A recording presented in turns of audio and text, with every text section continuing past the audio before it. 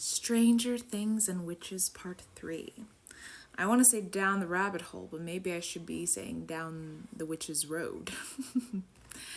We're also going to be talking a lot more actually about goddesses and mythology. Actually, more specifically, Norse mythology, and more specifically, the Norns.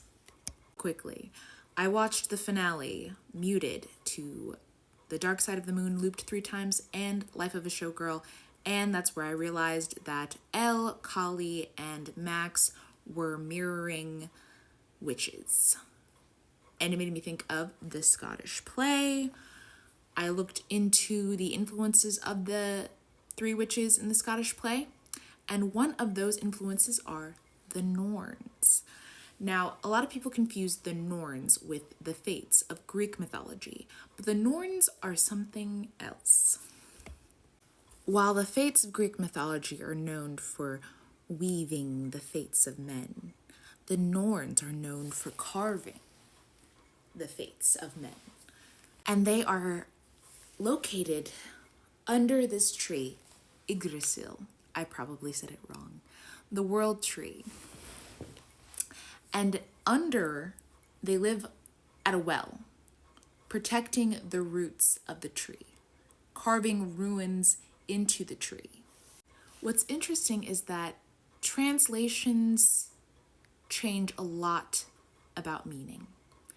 One could simply say Urd, Verandi, and Skuld, the 3 Norns, are past, present, future, but not quite so. Different translations have different things.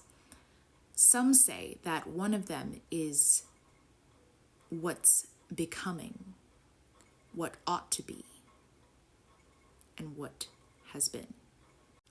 There are 3 stories of interest to me when it comes to the Norns and Stranger Things. One, I'm not going to say it, I'm just going to put it up, where the Norns are known to decide the fate of newborns, and they go to these parents and tell them, hey, your son's about to be a great king. And they have a band, give a gold band, have one end in the east, another in the west. And then the 3rd Norn buries the one in the north, saying that it will be there forever. Gold bands. Also check out this creator, John Solo, The Messed Up Origins. That's where I got a lot of my information from. And he says it better.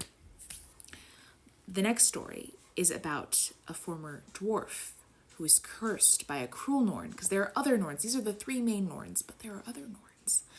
And he is cursed to live in a cave by a waterfall as a pikefish.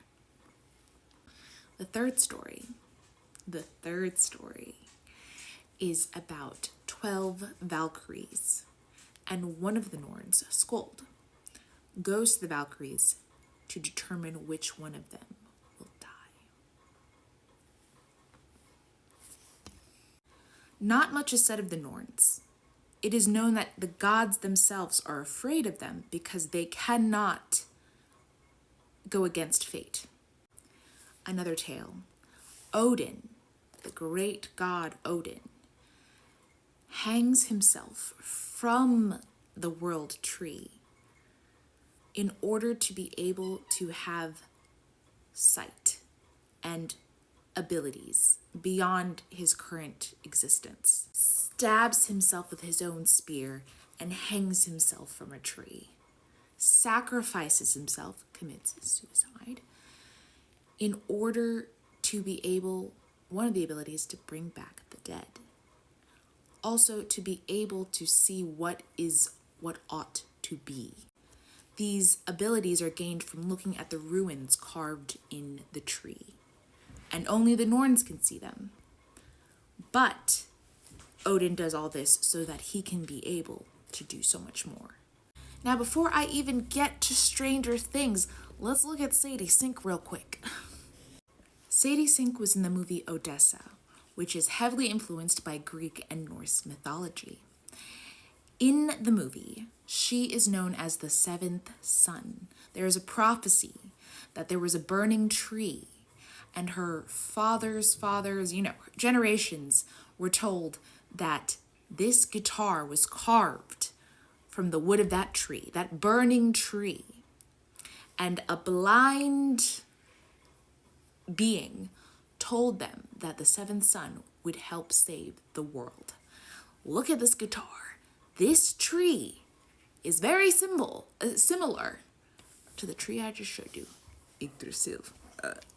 Spoilers ahead.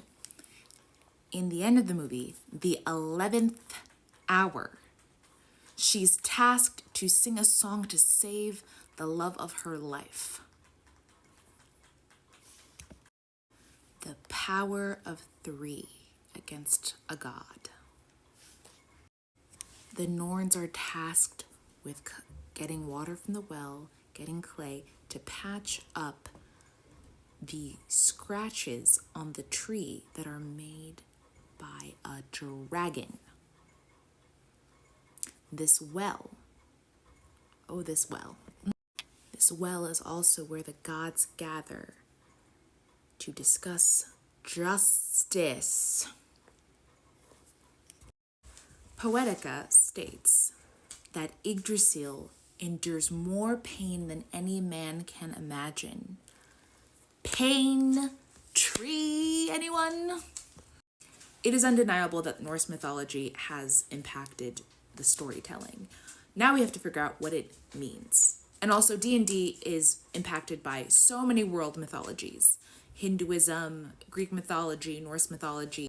I know this isn't quite witches, but this is where the witch research led me to. And there is so much more, so stay tuned for part 4 and 5. I should really call this like a separate thing, like mythology. We'll go into like a goddesses thing. But yes, excited to tell you more.